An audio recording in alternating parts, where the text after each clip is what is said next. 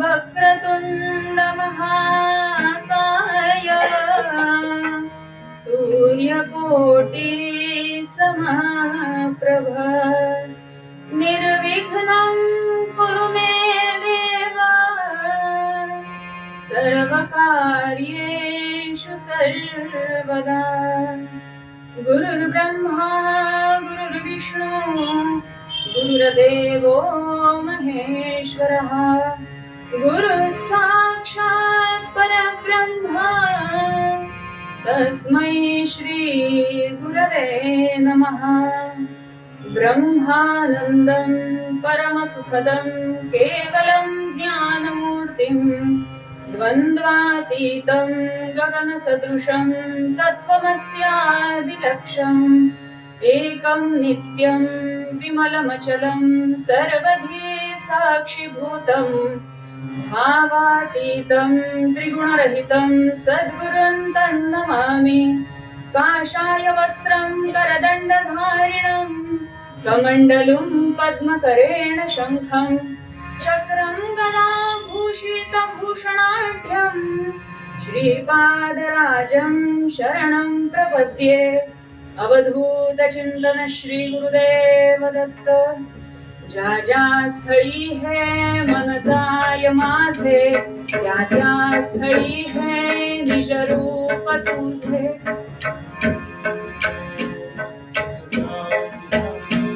तेथे तुझे सद्गुरु पायो।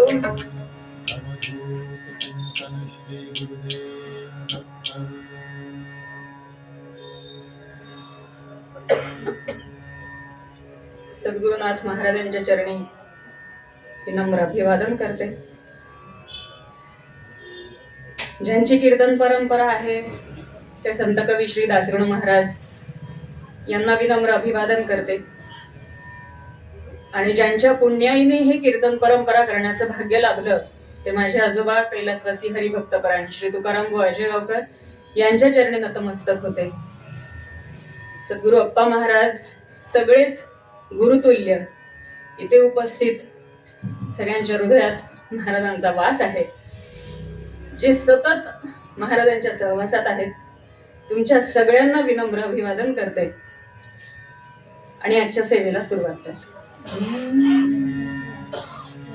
रामदास माया माझी रामदास माया माझी रामदास रामदास माया माझी पतित पावना सज्जन गडी बसती तुझी सज्जन गडी बसती तुझी लाज राखी येऊन माझी लाज राखी येऊन माझी हे कृपाघना रामदास माया माझी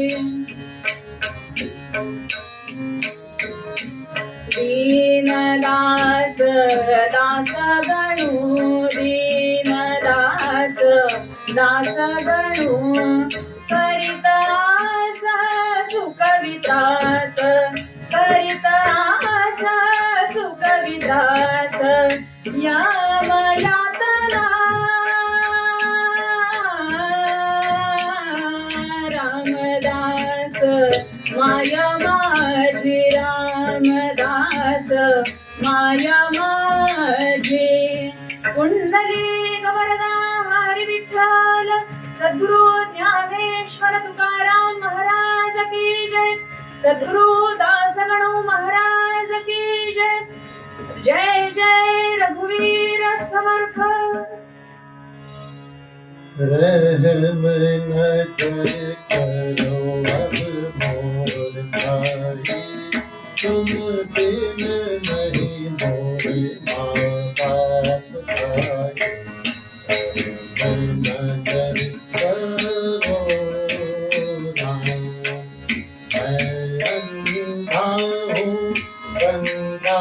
तुम्हारा मैं अंधा हूँ बनता तुम्हारा ना जानू अल्लाह इलाही नजर करो राम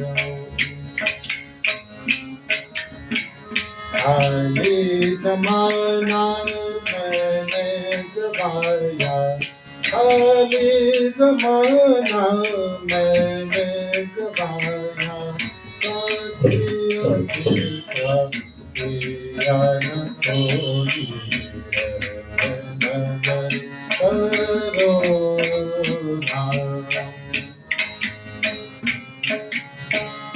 अपने मदद का झाड़ू बनूं है अपने मदद का झाड़ू बनूं है मालिक हमारे तुम बाबा सारे नजर करो अब मोर सारी तुम बिन नहीं मोरे माँ बाप भाई नजर करो राम कुंडलिक वरदा हरी विठ्ठल सद्गुरु ज्ञानेश्वर तुकाराम महाराज की जय सद्गुरु दासगणो महाराज की जय सद्गुरु साईनाथ महाराज की जय अवधूत चिंतन श्री गुरुदेव दत्त दिगंबरा दिगंबरा श्रीपाद वल्लभ दिगंबरा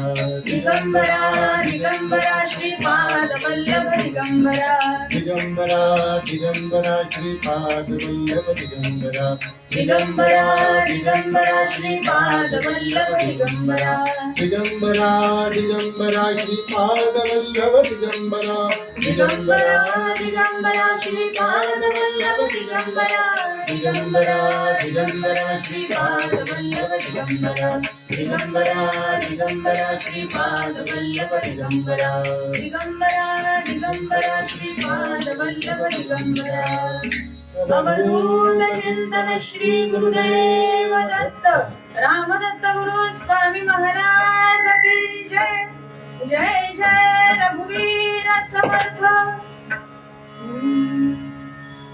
अभिमानाधीन होऊ नको रे बुडविल तुझा तो नरान कोरे गाफील राहू सजरा अभिमाना समशत्रू न दुसरा वाटोळे हा करी प्रथमता मानधना ते धरी शेवटी तुझा हा प्राण गड्या देईल हा जगत्रयामध्ये निंद तुला ठरविल या सगळेकडाला शांत चित्त राहिल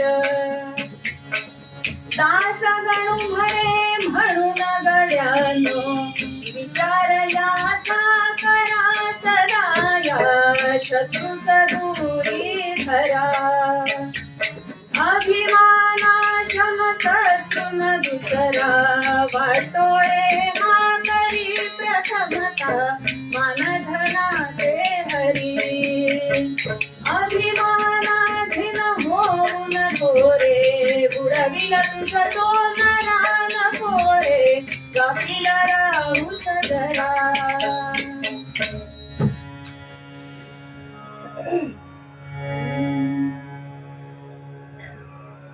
आज महाराजांच्या कृपेने पुन्हा एकदा सेवेची संधी मिळाली. त्यांच्या आशीर्वादाने त्यांच्या मार्गदर्शनाने ज्या कीर्तन सेवेला सुरुवात केली आहे त्यांच्या परवानगीने त्यांनी सांगितल्याप्रमाणे करण्याचा प्रयत्न करतीये. करून घेणारे तेच आहेत, ते करण्याची बुद्धी देणारेही तेच आहेत.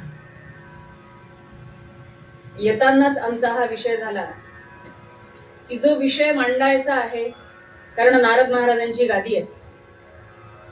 जरी तुम्ही सगळे श्रेष्ठ आहात, ज्येष्ठ आहात,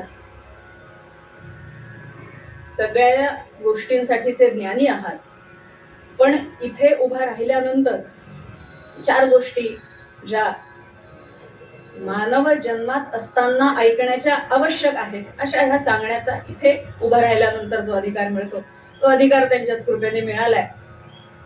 आणि इथे उभं राहिल्यानंतर काही वेडवाकडं बोलल्या जाऊ नये याची काळजी पण ते घेतात. तर काय संदेश दिल्या गेला पाहिजे, काय संदेश दिला जातोय, त्या सगळ्याची सत्ता महाराजांकडे आहे. त्यामुळे त्यांच्या समोर काय बोलायचं आणि त्यांच्या समोर काय विषय मांडायचा हे जरी झालं तरी एक आपल्या सेवेचा भाग म्हणून आणि कीर्तन परंपरा जी आहे दासगणू महाराजांनी लावून दिलेली, त्या परंपरेमध्ये पूर्वरंगासाठी जे पद घ्यायचे ते देखील दासगणू महाराज रचितच आहे. कारण जशी आख्यानं दासगणू महाराजांनी लिहिली तशीच पूर्वरंगाची पद सुद्धा त्यांनी लिहिली आणि पुढच्या कथानकासाठी अनुकूल असं पूर्वरंगाचं पद असावं असा तो नियम त्यांचा, अर्थातच तो कीर्तन परंपरेचाही नियम आहे. त्या नियमाप्रमाणे जे पूर्वरंगाचं पद दासगणू महाराजांनी या आख्यानासाठी ठेवलेलं आहे ते आता आपण ऐकल्यासारखं, अभिमानाधीन होऊ नको रे, बुडविल तुझ तो नरा, नको रे गाफील राहूस जरा. दासगणू महाराजांनी गाफील राहू नको असं सांगितलंय. मग गाफील राहणं काय आहे, तर प्रत्येक पावलावरती आपण सावध राहायला हवं. जसे आपले महाराज पण आपल्याला सांगायचे की आपण जेव्हा अध्यात्माच्या मार्गावरती मार्गक्रमण करतो तेव्हा अडथळे जास्त येतात. आणि एक जनरल मेंटॅलिटी जी असते सध्याच्या पिढीची म्हटलं तरी त्यात काही वावगं ठरणार नाही, की अडचण आली की मागे सरायचंय. यात अडचण आहे हे नको. फक्त अडचण कशात असते की जेव्हा आपल्याला 7 आकडी पगाराची नोकरी हवी असते तेव्हा कितीही जरी अडचणी आल्या तरी त्या पार कराव्या लागणार. अडचणीशिवाय काय करायचं, हे वाक्य तेव्हा आमच्या सारख्या पिढींचं ऐकायला मिळतं. आणि समोर बसलेले जे आमचे आई वडील अनुभवी आहेत त्यांचा अनुभव आम्हाला तेव्हा महत्वाचा वाटत नाही, हे पण सत्य आहे. पण अध्यात्माच्या मार्गावरती मार्गक्रमण करताना अडथळे हे येणारच ठरले, कारण तो मार्ग इतका सोपा नाही. पण मागे एकदा मकरंद रामदास यांचं एक कीर्तन ऐकत होते तेव्हा त्यांनी सहज एक विषय सांगताना सांगितलं की गल्लत काय होते माणसांची, की प्रपंच आणि परमार्थ. गल्लत अशी होते की प्रपंच करणं फार कठीण, परमार्थ काय लागतं, हो माळ घेऊन बसले की झाला परमार्थ. ते म्हणाले तसं नाही, हे त्याच्या अगदी विरुद्ध आहे. प्रपंच अगदी सोपा आहे, तो सहज आहे, तो होत राहत. कुठं काय थांबतं मला सांगा, सगळं सहज होत राहतं. आपण हे करू म्हणल्याने होत नाही, थांबू म्हणल्याने थांबत नाही. परमार्थाचं तसं नाहीये. परमार्थासाठी धडपड लागते, जिद्द लागते, प्रयत्न लागतात आणि ते प्रयत्न सुद्धा जीवापाड लागतात, तर कुठे जाऊन आपण पहिली पायरी चढतो. मी तर यश पण म्हणत नाही, पहिलीच पायरी. जेव्हा अगदी आपण ठाम निश्चय आपला आहे तेव्हा कुठेतरी पहिली पायरी, आणि त्यातही सद्गुरूंचं अधिष्ठान हवं, सद्गुरूंचा आशीर्वाद हवा, तेव्हा ते पाऊल पडतं. नाही तर ते पाऊल सुद्धा पडत नाही, कारण ती बुद्धीच होत नाही. आम्ही सर्वसामान्य, मार्ग जो आहे तो चालायचा कसा हेच आम्हाला माहिती नाही. आणि सगळ्यात मोठा शत्रू अभिमान, छोट्या छोट्या गोष्टींचा अभिमान. माझ्याकडे पैसा, माझ्याकडे नाव, माझ्याकडे सत्ता, मी सगळ्यांपेक्षा विद्वान, 4 पुस्तकं वाचले की लगेच आपल्या वरच्या पायरीवरती आपण चढून तयार.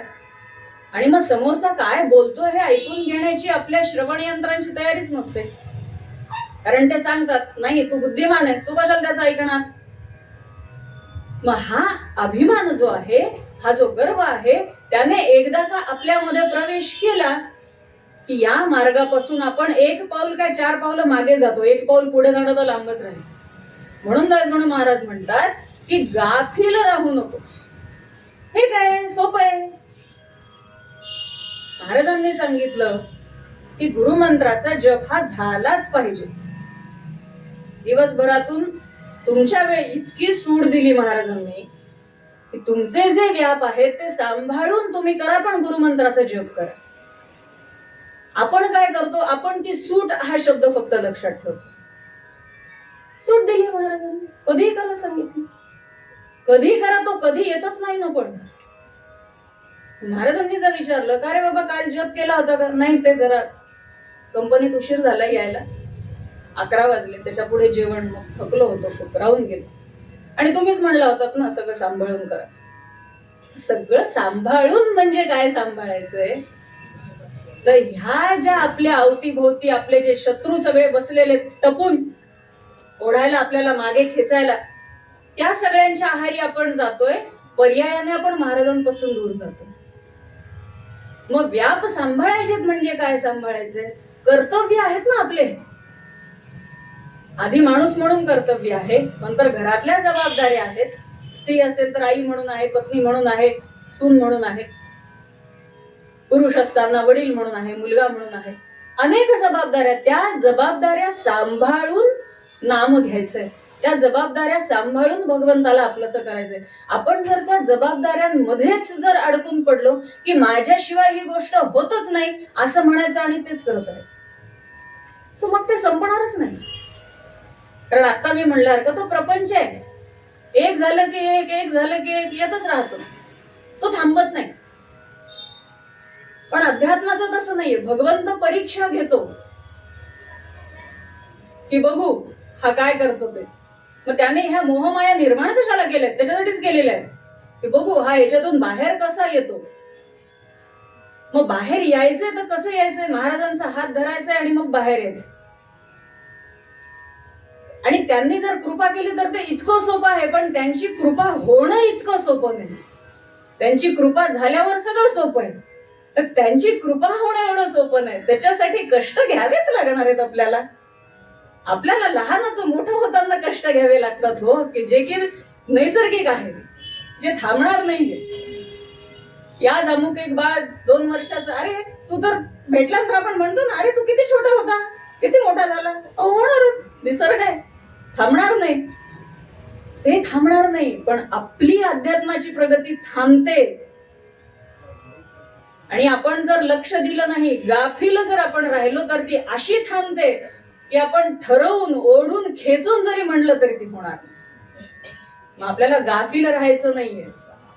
काय करायचंय? सद्गुरूंना शरण जा, त्यांनी सांगितलेल्या मार्गावरती चाला. मग येऊ द्या किती अडथळे यायचे, ते आहेत की सांभाळायला. आईचा हात धरून आपण चालतोच ना बिंदास. बाळ कधी विचार करतं का समोर जर दगड आला, ठेच लागलं, मी पडलो तर काय करू? त्याचं लक्ष कुठे असतं? आईने फक्त एक बोट दिलेलं असतं धरायला. त्या एका बोटावरती तो इतक्या विश्वासाने रस्त्यावरून चालतो. त्याला माहितीये मला ठेच लागली तर माझी आई मला सांभाळेल. तसेच आपले महाराज आहेत. त्यांनी बोट दिलंय, आपण ते घट्ट धरायचे, बाकी सगळं ते बघून घेणार. पण ती मूठ आपली सैल सुटता कामा. म्हणून गाफील राहू नये. गाफील राहिलं की ती मूठ सुटणार. आणि मग जे काही त्रास होणार तो आपल्यालाच भोगावा लागणार. अभिमानासम शत्रू न दुसरा, वाटोळे हा करी. आमच्या दासगणू महाराजांचे शब्द म्हणजे एकदम ते मागे पुढे बघतच नाहीत ते. तो वाटोळच करतो. एकदा का अभिमान आपल्यामध्ये आला की तो वाटोळच करणार. प्रथमता मान धना ते हरी. जे कष्ट करून तुम्ही मान मिळवलाय, जी धनसंपत्ती मिळवलीये, ती कधी आपल्यापासून निसटून जाईल कळणार नाही. कारण आपण आपल्यामध्येच गुरफटून जातो. मला अमक येतं, मला तमक येतं, मी म्हणल्याशिवाय होत नाही, मी केल्याशिवाय होत नाही. अरे असं काही नसतं. ज्या गोष्टी जेव्हा जशा व्हायच्या त्या होणारच आहेत. आपण निमित्त मात्र आहेत तिथे. अमुक एखादी गोष्ट सहजरित्या घडून जाते, लकीली आपण तिथे असतो. आपल्या मनात लगेच अहंकार, मी तिथे होतो म्हणून झालं, नाही काय खरं होतं. काय कोणाचं लक्ष नसतं. मला सगळं बघावं लागतं. तुम्ही नाही बघितलं तरी ते होणार आहे. त्या गोष्टी थांबणार नाहीये. म्हणून शेवटी तुझा हा प्राण गड्या घेईल, जगत्त्रयामध्ये निंद्य तुला ठरविल. लोक तेवढ्या पुरते हो हो म्हणतात आणि माघारी हसतात. काय करावं या माणसाचं, या बाईचं. फारच मी येऊ, प्रत्येक गोष्ट मी मी मी केलं की होतं, मी केलं की तेवढ्या पुरतं सगळेजण आपले मान हलवतात आणि माघारी आपल्याबद्दल टिंगल टवाळ्या होतात. आपल्याबद्दल सगळ्यांनी खूप छान म्हणावं अशी जरी अपेक्षा नाही, तरी किमान आपल्या अंतःकरणाला तरी माहिती असावं की आपण काय आहे. तेवढ्या पुरतं जरी आपण सद्गुरु शरण गेलो ना, तर ह्या सगळ्या गोष्टी आपल्याजवळ येणारच नाही. षड्रिपू तर आपली घराचे चौकट पण ओलांडू शकणार नाही, कारण सद्गुरूंचं अधिष्ठान आहे आपल्या घरात, आपल्या हृदयात. आणि जेव्हा त्यांचं अधिष्ठान पक्क असतं, तेव्हा ह्या शत्रूंना थारा नाही. ते येतो म्हणले तरी येऊ शकत नाही, पण आपली श्रद्धा तेवढी श्रेष्ठ हवी. अभिमानाच्या याच्यामध्ये एक कथा सहज सुचली, एक अशीच एक ऐकलेली आहे, रेकॉर्डिंग आलं होतं मध्ये त्याच्यामध्ये, की कुठल्या तरी गावामध्ये एक माणूस असतो म्हणे. ती हिंदीतून होती ती कथा खरं तर. त्यामध्ये भोला, आता ते हिंदीमध्ये त्याचं नाव काय तर भोला नाव होतं त्याचं. घरामध्ये काही काम धंदा करायचा नाही, आपला बसून दोनदा चारदा फक्त खायचं आणि झोपून राहायचं. घरचे कंटाळून गेले होते. नाही रे बाबा, आम्ही नाही सांभाळू शकत म्हणे तुला, तू काही काम धंदा करत नाही, काय नाही, तू निघून जा म्हणे घरातून. निघाला हा. निघून जाऊ कुठे, तर त्या गावात एक रामाचं मंदिर होतं म्हणे. त्या मंदिराच्या पायरीवर तो जाऊन बसला आणि तिथं जे गुरुजी होते सगळं त्या मंदिराची व्यवस्थापना बघणारे, त्यांना तो म्हणाला की मला घरचे तर काही ठेवून घ्यायला तयार नाही, तुम्ही ठेवून घ्या, मी आपलं बसून राहील म्हणे. त्यांनी विचार केला बाबा जाणार येणाऱ्या लोकांकडे तरी लक्ष ठेवेल, पण त्यांनी आधी जाईल, माझ्याने काम बिम काय होणार नाही, माझ्याकडनं अपेक्षा करू नये, मला फक्त याची सोय करा. तर ठीक आहे, दोनदा रामाला भोग असतो, त्यातला प्रसाद तुला मिळत जाईल. एक आहे म्हणे फक्त की एकादशीला इथे स्वयंपाक होत नाही, त्या दिवशी मात्र तुला काही मिळणार नाही. बापरे, दिवसभर उपाशी राहायचं शक्यच नाही, राहू शकणार नाही म्हणे, त्याच दिवशी संपेल म्हणे सगळं. मग आता काय करायचं, नाही काही करा आणि माझी सोय करा. म्हणे बाबा एक करू शकतो, तू भांडारातून धान्य घे, मंदिराच्या मागे एक मोकळी जागा आहे, नदीचा काठ आहे, तिथे जाऊन आपला स्वतःपुरतं काहीतरी बनवून खाऊन घे. आता याला बनवता तरी कुठे येत होतं, पण ठीक आहे बाबा जाऊ दे, आता काही नसल्यापेक्षा तेवढं तरी जिवंत राहण्याला आधार, असं म्हणून ठीक आहे म्हणाला. आणि थोड्या दिवसांनी एकादशी आली, त्यांनी आपला थोडासा शिदा घेतला, निघाला. तेवढ्यात त्या गुरुजींनी आवाज दिला, तू करशील सगळं ठीक आहे, रामाला भोग दाखवल्याशिवाय जेवू नकोस ना, तेवढं मात्र कर. कसं असतं बघा, निर्मळ अंतःकरण असल्यानंतर. आमच्यासारखे आजकालचे बुद्धिवादी जर तिथं आले ना, तर मग अवघड आहे. तर ठीक आहे म्हणे, काय हरकत. त्यानं आपला छोटासा स्वयंपाक केला, एकट्याला पुरेल एवढा, तयार केला नैवेद्य, रामाला आवाज दिला, रामराय या बाबा भोग घ्या, त्याच्याशिवाय मला मिळणार नाही. पूर्ण प्रहर उलटला, रामराय काही आले नाही, हा आपला तसाच बसलेला. अहो तुम्ही आल्याशिवाय मला मिळणार नाही, माझा आता प्राण कंठाशी आलाय, कसंही करा या आणि हा भोग घ्या. आता भगवंत तो काय परीक्षा घेतल्याशिवाय प्रसन्न होणार आहे. रामराय आले, येताना सीतामाईला घेऊन आले. आता तो म्हणतो या कोण, म्हणे मला तर गुरुजींनी फक्त रामच सांगितले होते, की यांना कोणाला घेऊन आलं. माझी पत्नी आहे, मी तिला सोडून कसं काय. अहो मी दोघांचा स्वयंपाक केला होता, एक तुमचा आणि एक माझा. मग आता काय, आता तुम्ही जेवा म्हणे, आता तुम्हाला दिल्याशिवाय जेवायचं नाही, गुरूंनी सांगितलं, गुरु आज्ञा प्रमाण, गुरूंनी सांगितलं जेव्हा म्हणे. आता काय, मी बसतो, बघू म्हणे पुढच्या एकादशीला. रामराय आणि सीतामाई जेवल्या. पुन्हा दुसरी एकादशी आली, गुरुजींना हा म्हणतो म्हणे, गुरुजी थोडासा शिदा जरा एक माणसाचा वाढवून द्या. अरे बाबा भूक जास्त लागायला लागली काय म्हणे तुला. नाही हो, ते राम एकटे येत नाहीत म्हणे, येताना बायकोला पण सोबत घेऊन येतो. आता गुरुजींना हा काय मूर्ख आहे का, कुठला रामराय येणार आहे, कुठलं, याला आपलं पद्धत आपली पाणी फिरवलं की झालं. कारण अंतःकरणातच नाही ना की देव खरंच येऊन जेवेल. त्यांना वाटलं यालाच जास्त भूक लागली असेल, की देवाचं नाव पुढे करत असेल, बरं म्हणे घेऊन जा, एक जास्त घेऊन जा. त्या दिवशी त्याने तिघांचा स्वयंपाक केला, रामराया, सीतामाई आणि हा स्वतः, तिघांचा स्वयंपाक केला. पुन्हा भगवंताची आळवणी केली, देवा या म्हणे, आता मागच्या एखाद्यासारखा उशीर करू नका, मग खूप भूक लागली म्हणे. रामराय आले, सीतामाईंना आलं, येताना धाकटे बंधू लक्ष्मणाला हे घेऊन आले. आता हे कोण म्हणे, आता तिसरे. म्हणे बंधू आमचे छोटे, वाटत तर नाहीत म्हणे तसे बघितल्यानंतर, पण आता ठीक आहे, आता आणलंय तर. तिघांचा स्वयंपाक होता हो म्हणे, माझा एक आणि तुमच्या दोघांचा. रामराय म्हणे मग आता काय करायचं, काय आता द्यायचं लागणार तुम्हाला, तर जेव्हा बघू पुढच्या एकादशीला. अजून वाढीव शिधा नेला. रामरायांनी हनुमंताला आणलं. हे फारच झालं म्हणे, आता तुम्ही आधी सांगत जा की पुढच्या एकादशीला किती जण येणार, म्हणजे मला तेवढा स्वयंपाक करून ठेवायला मुळे गुरुजींना तेवढा शिधा सांगावा लागतो. रामराय म्हणे, अहो असं नाही, आता भक्त आहे म्हणे तो माझा, मागे लागला घेऊन यावं, याच्या पुढच्या एकादशीला जास्त आणायचे नाहीत, मी आत्ताच सांगायला लागलो. ठीक आहे म्हणे, काही हरकत नाही. पुन्हा पुढच्या एकादशीला पण याला काहीतरी शंका आली म्हणे, हे रामराय काही साधे वाटत नाहीत, ते यांचं एक एक एक एक वाढवायलाच लागलेत. तो गुरुजींना म्हणे, मला एक काम करा म्हणे, 7-8 जणांचा शिधा द्या. आता ह्या गुरुजींना आली शंका. कारण काय की त्या गुरुजींना माहिती होतं की देव फक्त मंदिरात त्या मूर्तीपुरता आहे, तो काही येणार थोडीच आहे. हा काहीतरी रामाचं नाव पुढे करून काहीतरी करतोय, याच एक तर तो विकत असेल, नाही तर काहीतरी करत असेल. दिला त्यांनी शिधा वाढीव, पण याच्यावरती नजर ठेवू म्हणे आपण. त्या दिवशी मात्र अगदी रामराय सगळी पंचायतनच घेऊन आले होते सोबत. हा आपला बसलेला. रामराय म्हणे, काय झालं, आज तयार नाही? मला माहिती होतं म्हणे तुम्ही असंच काहीतरी करणार आहे, मी आज स्वयंपाकच केला नाहीये म्हणे. अरे मग आता मला भोग काय म्हणे, या आहेत ना म्हणे तुमच्या सोबत, आता त्यांना करायला हवा म्हणे स्वयंपाक. आज मी एकटा बसून जेवणार आहे, आता तुम्ही स्वयंपाक करा, तुम्ही सगळी सिद्धता करा आणि मी जेवणार आहे म्हणे. आता मी थकलो दर एकादशीला तेच करत. भगवंताची कृपा बघा कशी, मनात निर्मळता असले ना की भगवंत सहज मिळतो, प्राप्त होतो. देव त्यातही राजी झाले. सीतामाई बसल्या स्वयंपाकाला, हनुमंताने सगळी झाड सारवण केली, लक्ष्मणाने लाकडं आणले आणि छानपैकी स्वयंपाकाची सिद्धता झाली. रामराय जेवायला बसले. हे गुरुजी झाडाच्या आरडून बघत होते की याचं काय चाललंय. आणि गुरुजींच्या मनात जो अभिमान होता की मला सगळं कळतं, मला माहिती आहे देव काय असतो, तो त्या मूर्तीत देव आहे. देव काय असा येत असतो का? काय मला माहिती म्हणे, मी एवढे शास्त्र वाचलेले, एवढे पुराण वाचलेले, असं काही येत नसतं. पण याचं चाललंय काय म्हणे, हा एकटा जेवताना दिसतोय फक्त, अन्न एवढं सगळं तयार कसं झालं? म्हणून त्याने त्याला आवाज दिला. ते म्हणे, का रे एवढं मोठं अन्न तयार झालं, तू तर एकटाच जेवतोय. तो म्हणतो, एकटा? अहो बघा ना किती लोक बसले तिथे जेवायला, तुम्हाला दिसत नाही का कोणी?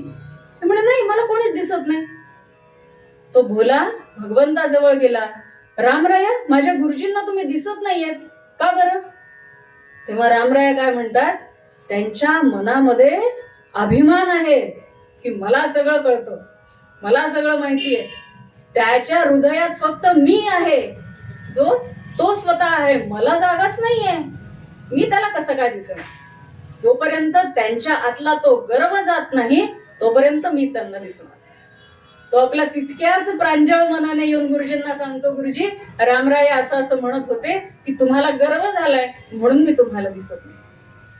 त्या गुरुजींनी तिथेच त्या भोलाचे पाय धरले, त्याची माफी मागितली की अरे म्हणे, एवढे वर्ष मी ज्या शास्त्रांच्या अभ्यासामध्ये घालवले त्यातून मला जे कळलं नाही ते तुला दिसलं, तुला कळलं, खरंच तू धन्य आहेस. आणि मग त्यांनी सांगितलं की तुझ्या रामरायाला सांग की मला दर्शन दे. आणि मग त्या गुरुजींना दर्शन झालं. अशी ती कथा आहे. सांगायचं तात्पर्य असं की जेव्हा आपल्यामध्ये मीपणा येतो तेव्हा आपले सद्गुरू, आपले भगवंत आपल्यापासून लांब जातात. जेव्हा समर्पण असतं ना की जे काही आहे महाराज तुमचं आहे, जी काही बुद्धी आहे ती तुम्ही दिलेली, आणि काय खोट आहे त्यामध्ये? आपण घेऊन काय आलोय? काहीच नाही. हा जो देह चालतोय तो त्यांनीच दिलेला आहे. तो चालवायचं कसा हा त्यांनीच ठरवलंय, किती दिवस चालवायचा हे त्यांनी ठरवलंय. जी बुद्धी आपण वापरतोय आपल्या प्रत्येक कार्यासाठी, आपल्या प्रत्येक गोष्टींसाठी, ती बुद्धी त्यांनी दिलेली. मग हे जर सगळं त्यांचं आहे तर आपण अभिमान कशाचा बाळगतोय? रूपाचा, रंगाचा, बुद्धीचा, पैशाचा, कशाचा? ते काहीच आपलं नाही. सगळ्या दोऱ्या जशा त्यांच्या हातात आहेत, आपण कठपुतली आहेत ना, त्यांनी जर दोऱ्या हलवायचं थांबवलं सगळंच थांबणार आहे. कुठे राहील तो मी, आणि कुठे राहील ते मी केलेलं सगळं? म्हणून अभिमान नकोय. अभिमान जेव्हा कमी होईल तेव्हा भगवंत आपसुकच आपल्या जवळ येईल. एक नाथांची पण कथा आहे.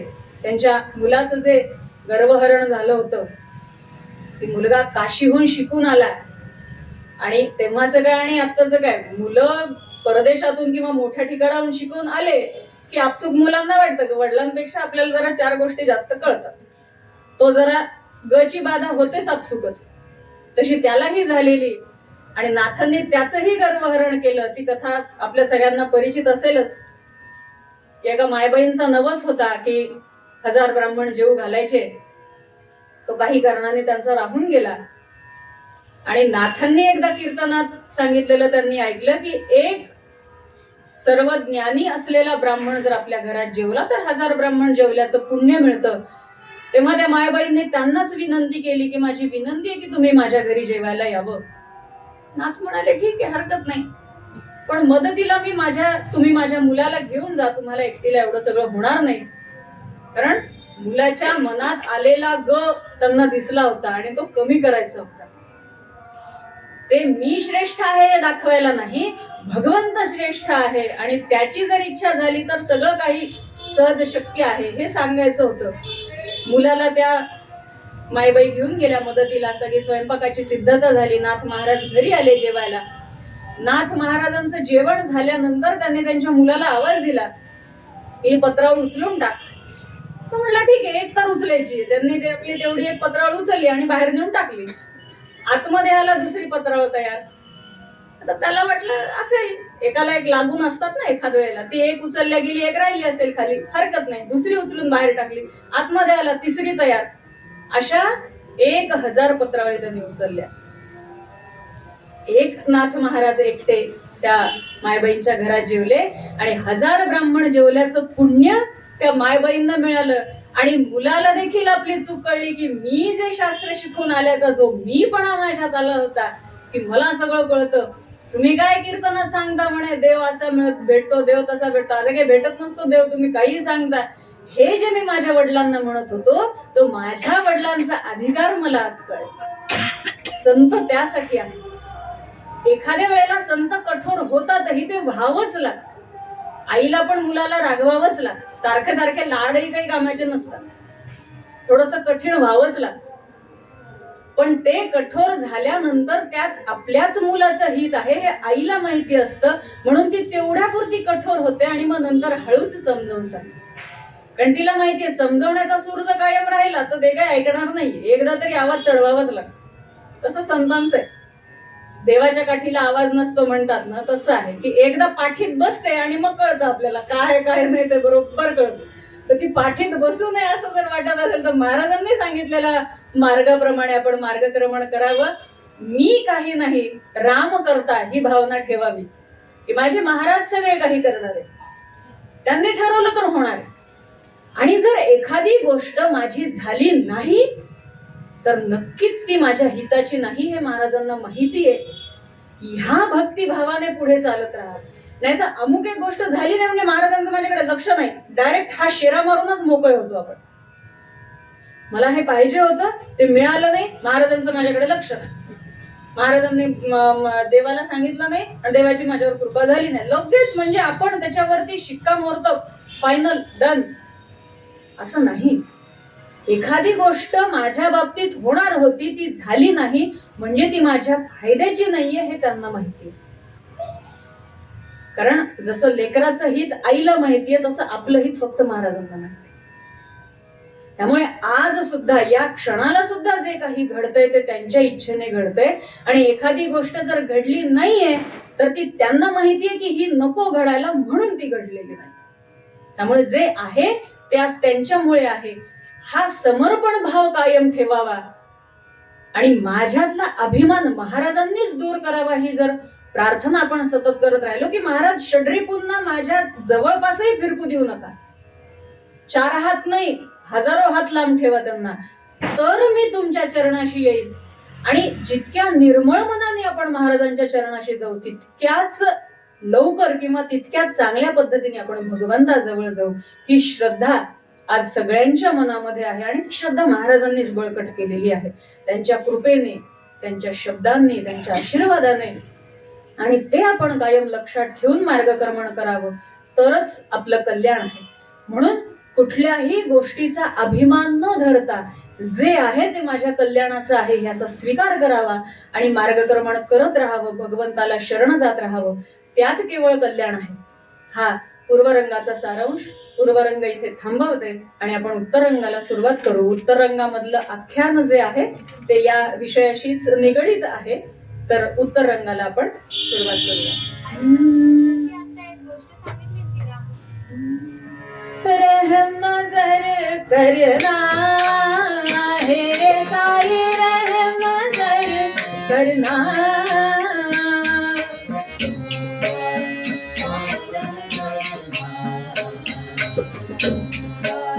पालन करना, रहम नजर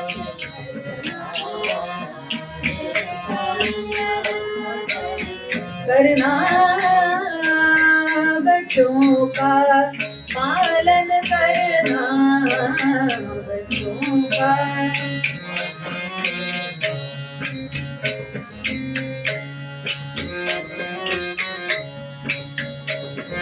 जाना तुमने जगत पसारा, जाना तुमने जगत पसारा, सब ही झूठ जमाना साई, सब ही झूठ जमाना. बच्चों का पालन करना, बच्चों का.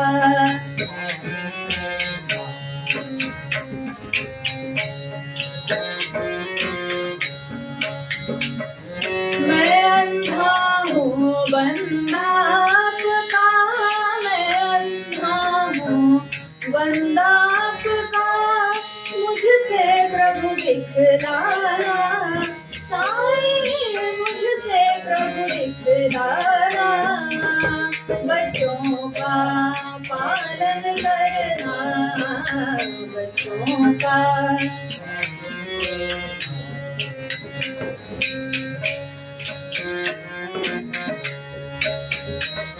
दास गनु कहे अब क्या बोलूं, दास गनु कहे अब क्या बोलूं, थक गई मेरी रसना साई, थक गई मेरी रसना.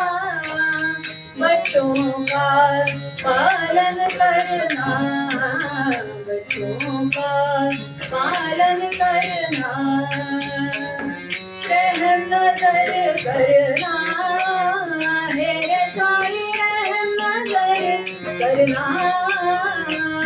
बच्चों का पालन करना, बच्चों का पालन करना, बच्चों का पालन करना. कुंडली कवरदा हरी विठ्ठल सद्गुरु ज्ञानेश्वर तुकाराम महाराज की जय. सद्गुरु दास गणू महाराज की जय.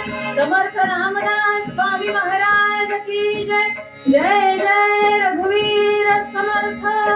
अवधूत चिंतन श्री गुरुदेव दत्त. एक छोटस भजन आहे आप्पांनी म्हणजे वरदानंद भारतींनी लिहिलेलं. स्थिती काल देश असो काही काना, आपण सर्वांनी म्हणावं रामकृष्ण हरी जय जय भावाने म्हणा. मी पहिली ओळ घेते, मागची आपण घ्यावी. स्थिती काल देश असो काही काना, रामकृष्ण हरी जय जय भावाने म्हणा, रामकृष्ण हरी जय जय भावाने म्हणा. रूप वर्ण वेश असो काही काना, रामकृष्ण हरी जय भावाने म्हणा.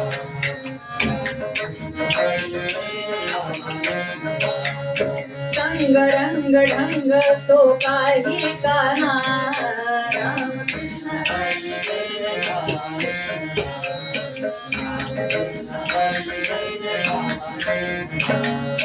नीति कीर्ती भक्ती असो काही काना, रामकृष्ण हरी जय भावाने म्हणा.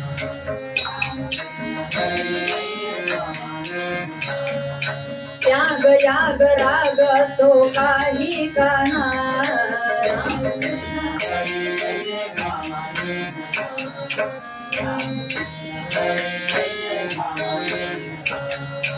असाल तेथून पुढती चला यज्ञ सोडाना, रामकृष्ण हरी जय जय भावाने म्हणा. राम कृष्ण हरी जय जय बाबाने म्हणा असा तेथून वरती चला यज्ञ सोडाना राम कृष्ण हरी जय जय बाबाने म्हणा राम कृष्ण हरी जय जय बाबाने म्हणा राम कृष्ण हरी जय वाचने म्हणा कुंडली कवरदा हरी विठ्ठल सद्गुरु ज्ञानेश्वर तुकाराम महाराज की जय सद्गुरु दासगणू महाराज की जय रामदत्त गुरु स्वामी महाराज की जय जय जय रघुवीर समर्थ गुर्जर देशी झाला नागर वंशात देवता मरसी तच्चरितामृत परिसा संत कथा सेव्य श्राव्य हो सरसी गुजरात मध्ये जुनागडामध्ये नरसी मेहता म्हणून एक संत होऊन गेले त्यांच्याबद्दल आपल्या सर्वांना माहिती आहे तर त्यांचे दोन भाग दासगणू महाराजांनी लिहिले त्यांच्या आख्यानाचे एक पूर्वार्ध आणि उत्तरार्ध तर आज जो विषय आहे तो उत्तरार्धाचा आहे ज्यामध्ये त्यांच्या मुलीची कथा येते नरसी मेहताजींच्या मुलीची कथा येते असे हे नरसी मेहता जुनागडाचे गुजरात मधले अतिशय श्रीमंत व्यक्ती खरं तर संत पदाला पोहोचलेले श्रीकृष्णाचे निस्सीम भक्त सतत आपल्या श्रीकृष्णाच्या भजनामध्ये नामामध्ये रंग असणारे असे मग माझ्याकडे जी संपत्ती आहे माझ्याकडे जी श्रीमंती आहे त्याचा गर्व त्यांना अजिबातच नव्हता अर्थात संतांना तो गर्व नसतो म्हणूनच ते संत असतात कुठल्याच गोष्टीचा गर्व ज्यांच्या ठिकाणी नाही असे ते संत मग जी काही श्रीमंती जी काही संपत्ती ती केवळ आपल्या मुलांसाठी आहे माझ्या प्रपंचामध्ये त्या गोष्टी गरजेच्या आहेत म्हणून त्या करायच्या ही केवळ भावना त्यांची आता एक मुलगा आणि एक मुलगी त्यांना अपत्य पूर्वीपासून जी पद्धत चालू झालेली आहे आता त्या काळी मुलांचे मुलींचे लहान वयात विवाह व्हायचे पण पदरी आपल्या मुलगी आहे ही भावना आधीपासून असल्यामुळे जे काही माझ्याकडे आहे कमवलेली धनसंपत्ती त्यात आधी माझ्या मुलीचं मला कल्याण करायचं आहे ही भावना सतत त्यांच्या मनात आणि म्हणून मी आता सांगितल्यासारखं जी लहान वयामध्ये लग्न करण्याची जी पद्धती होती त्यामुळे लहान वयात आपल्या मुलीचा विवाह त्यांनी अगदी थाटामाटात लावून दिला ज्यात कुठेही काहीही कमतरता शोधूनही सापडणार नाही अशा पद्धतीने त्यांनी आपल्या मुलीचा विवाह लावून दिला आणि अर्थातच जी काही संपत्ती होती ती सगळी त्यामध्ये खर्ची झाली बऱ्याच जणांनी काय मेहताजी सगळं तुम्ही वाटून टाकलं सगळं तुम्ही देऊन टाकलं मुलीच्या लग्नासाठी सगळं खर्च केला तर तुम्हाला काय म्हणे मला काय मला माझा भगवान श्रीकृष्ण आहे की सांभाळायला मला काय लागणार आहे तिच्यासाठी कमवलेलं होतं तिच्यासाठी ते खर्च केलं कारण प्रत्येक बापाची ती भावनाच आहे की जे माझ्याकडे आहे ते माझ्या मुलांसाठी त्यांचं कल्याण झालं माझ्या जन्माचं सार्थक झालं हीच भावना प्रत्येक आई वडिलांची असते आणि ती भावना असते म्हणून मुलांचं कल्याण होत मुलं जेव्हा त्या स्टेजमध्ये जातात तेव्हा त्यांना कळतं की आपले वडील असं का बरं म्हणत होते पण तोपर्यंत उशीर झालेला असतो असं म्हणणं चुकीचं आहे पण बराच काळ गेलेला असतो आपण आत्ताच्या तरुणांच्या भाषेत म्हणायचं जनरेशन गॅप आमच्या भाषेत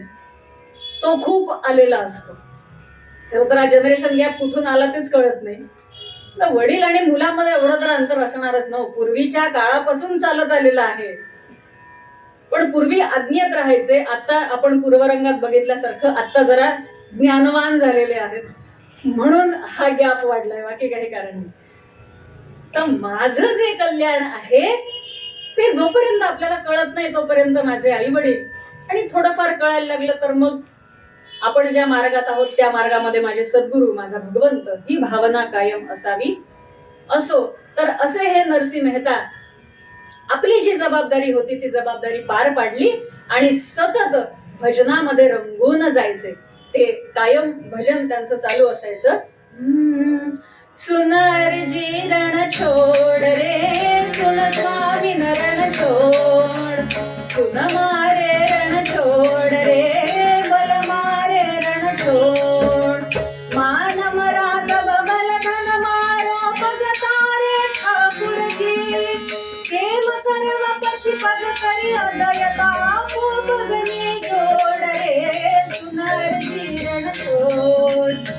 स्वामी रण छोड़ रे बल मारे रण छोड़ हूँ तो प्रभु जी नानी वावड़ी कृपा तुम्हारी धागो सारी रीते खेच कन्हैया ते धागो मत तोड़ रे सुनर जी रण छोड़ सुन स्वामी रण छोड़ रे बल मारे रण छोड़ તમે પૂરણ કે પૂરણ નિશપતિ ખગગણો દાસ જગો તમે ગૌ કપિલા વત્સહુ તારો પ્રેમ અનુપાના છોડ રે સુનર જીરણ છોડ સુન સ્વામી રણ છોડ રે બલ મારે રણ છોડ दासगण महाराजांनी या ह्याच्यातही पद्य रचना केली. सारांश इतकाच की बाबा माझं जे काही आहे ते तुझं आहे, त्यामुळे हा जो धागा आहे आपल्यातला तो तुटू देऊ नको, हीच भावना त्यांची केवळ.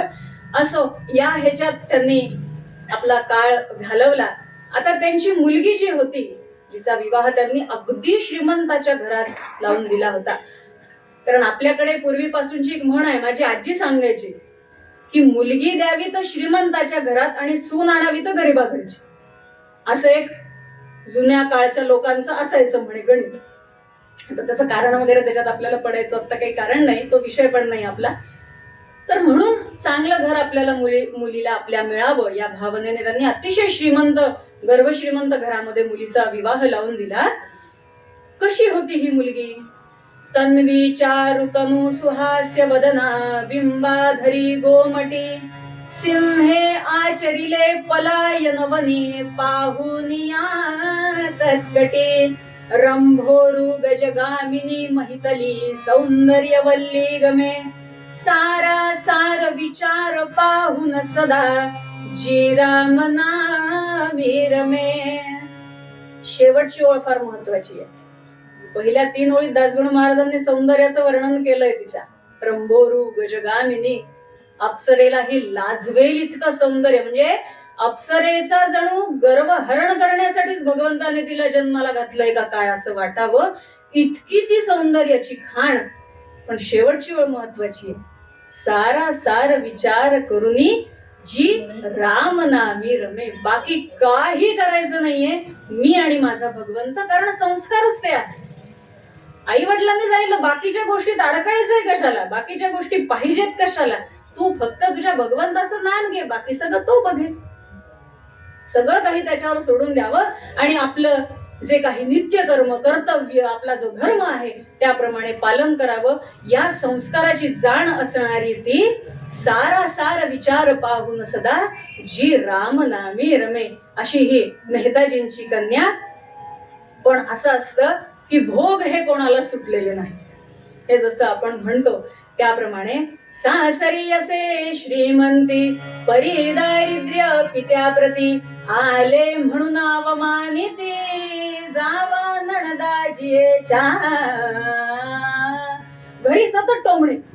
काय बाई ही जबाबदारी, फक्त लग्न लावून दिलं मग नंतर काय, पुढचं काय, सगळं होतं नव्हतं ते विकून टाकलं, आता बसलेत टाळ कुटत.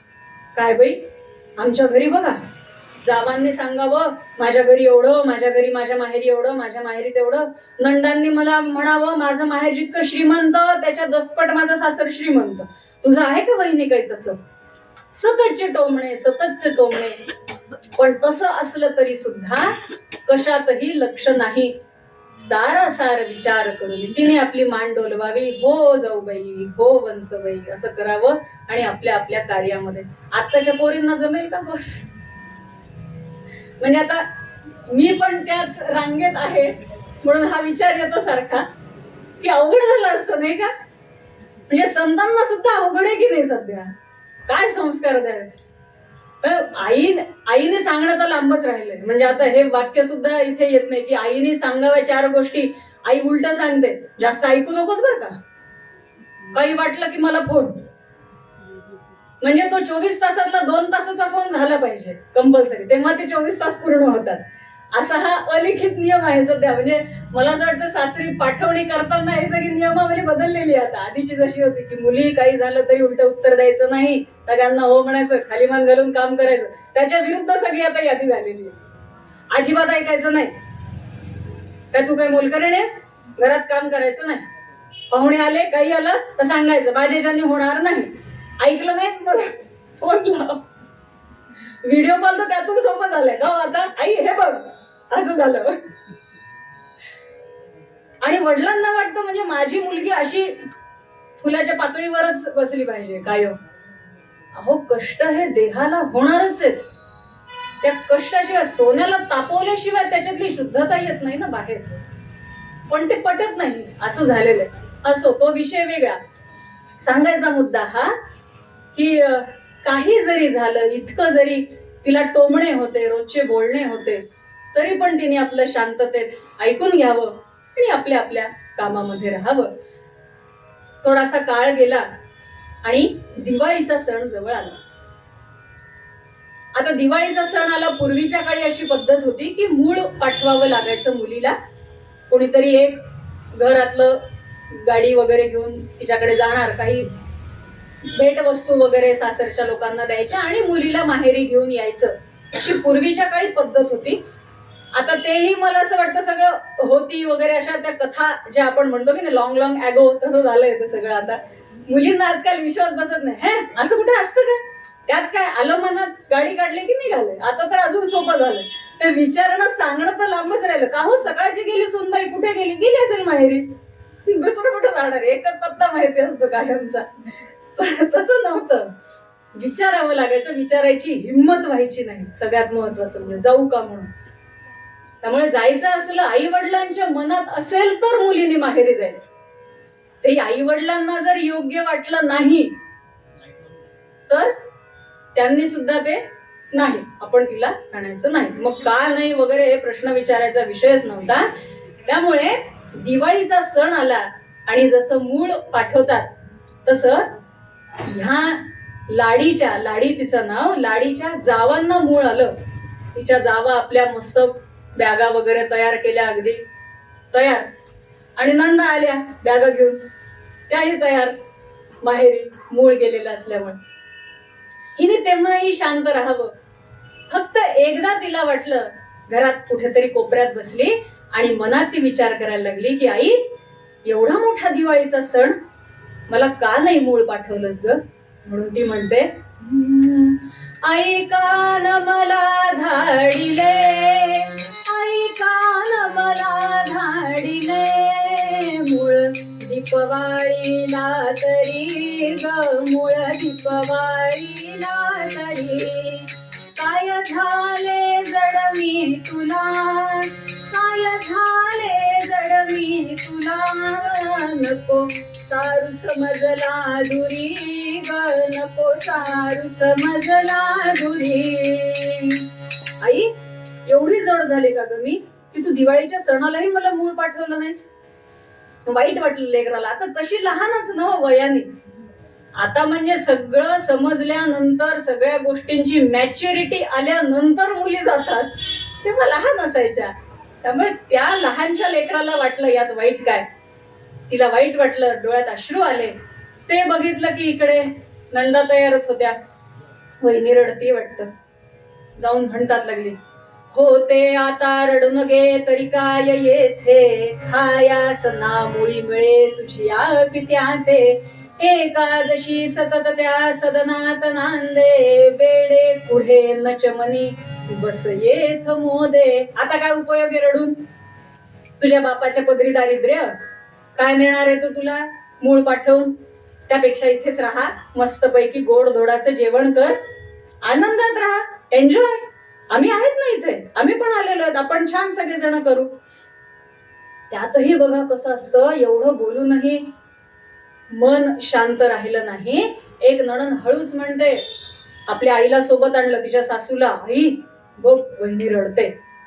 सासूवरती काय म्हणते तिला, की तुला जर जायचंय ना वडिलांच्या घरी, तर ही जी आम्ही नखशिखांत तुला भरवलेली आहे दागदागिन्यांनी, तो एक न एक नग इथे काढून ठेव आणि मग जा माहेरी, मी तुझी पाठवणी करते. का, तुझा बाप दरिद्री एखादा नग विकेल आणि करेल दिवाळी साजरी. आम्ही विचारलं तर म्हणेल काय करावं, माझी फाटकी झोपडी चोरी झाली वाटतं. हे ऐकल्यानंतर मात्र तिला खूप वाईट वाटलं. नणंदाईसे बदता साध्विने श्रवणी ठेविले हाता उगा नको गे निंदू नरभूषण एक जगती मत्तात. असं नका म्हणू भुवनस. नरभूषण आहेत माझे वडील. माझे वडील तुम्हाला साधेसुधे वाटले? त्यांचा अधिकार तुम्हाला माहितीये का? या वेळेला मात्र तिने बोलून दाखवलं. ती म्हणे मी एरवी शांत बसले असते, माझ्या वडिलांबद्दल मी काही ऐकून घेणार. असं असे कोणते मोठे लागून गेले तुझे वडील? तेव्हा लाडी सांगते, ममतात नाथ गे प्रभुता ममतात नाथ गे प्रभुता रावे घरी रण छोड हरी ममतात नाथ गे.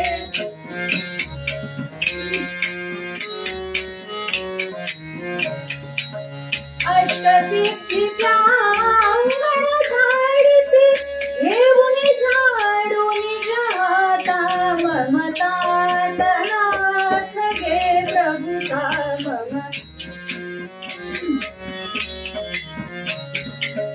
कमल नयन कमला स्वयंपाकिना वदविन त्याची मज सत्ता ममतात नाथ गे प्रभुता ममतात नाथ गे प्रभुता ममतात नाथ गे प्रभुता.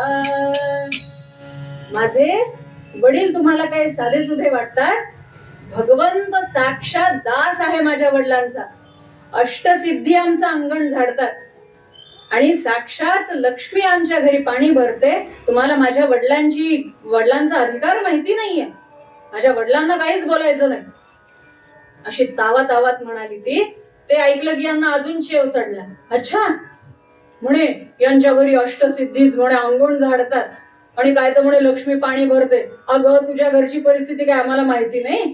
2 वेळेचं खायला कोरडी भाकर पण नाही म्हणे. चांगलं चुंगलं तर राहिलं बाजूला. म्हणून अजून त्या जोरात म्हणतात, खाया पुरी न भाकरी मिळत खरी खरी कधी न त्या जा. खाया पुरी न भाकरी मिळत खरी खरी कधी न त्या जा. म्हणून कथी न उभी महती अजून तरी आम्हा खचित गे जा. खाया पुरी न भाकरी मिळत खरी खरी कधी न त्या जा. भिकारडा तो जन्माचा वधीर जनक जन अखिल वदत आहे सकल विदिता माझा जा. खाया पुरी न भाकरी मिळत खरी खरी कधी न त्या जा. अगं जा म्हणे उगीच मोठेपणा सांगू नको. कधी शिरापुरी माहिती का म्हणे कशी लागते ते तुझ्या वडिलांना? आम्हाला सांगते म्हणे अष्टसिद्धी अंगण झाडतात आणि असं आणि तसं. काही सांगू नको म्हणे आम्हाला तुझं मोठेपण. ऐकलं मात्र शेवटी किती वेळ झगडणार. डोळ्यातून पाणी आलं आणि तशीच धावत माडीवरती गेली आणि फक्त भगवंताला एवढंच म्हणाली, देवा तुझ्या भक्ताला सगळे नाव ठेवतायत याचा विचार कर आणि माझ्या वडिलांची जी महती आहे ती ह्या सगळ्यांना पटवून दे. एवढंच म्हणाली आणि शांत बसली. काही काळ गेला. पाडवा जो येतो वडिलांना ओवाळण्याचा दिवस, तो दिवस आला दिवाळीचा. सगळ्या नंदा छान तयार झाल्यात की आज वडिलांना ओवाळायचंय. आज मला अमुक ओवाळणी मिळणार, आज मला तमुक ओवाळणी मिळतात. भरजरी साड्या वगैरे सगळं तयार. अगदी सकाळी लवकर उठून वगैरे सगळं छान तयार. ही आपली स्वयंपाकघरामध्ये हिसाचं काम चालू. यांचे आपले टोमणे चालूच होते. इकडे सगळी सज्जता झाली, सगळ्या ओवाळायला तयार झाल्या. आता हिने फक्त एकच संधी बघितली की हे सगळेजण जेव्हा या कार्यक्रमामध्ये व्यस्त होतील तेव्हा आपण आपल्या वडिलांना ओवाळावं. कसं ओवाळायचं? दासगण महाराज छान वर्णन सांगतात इथे.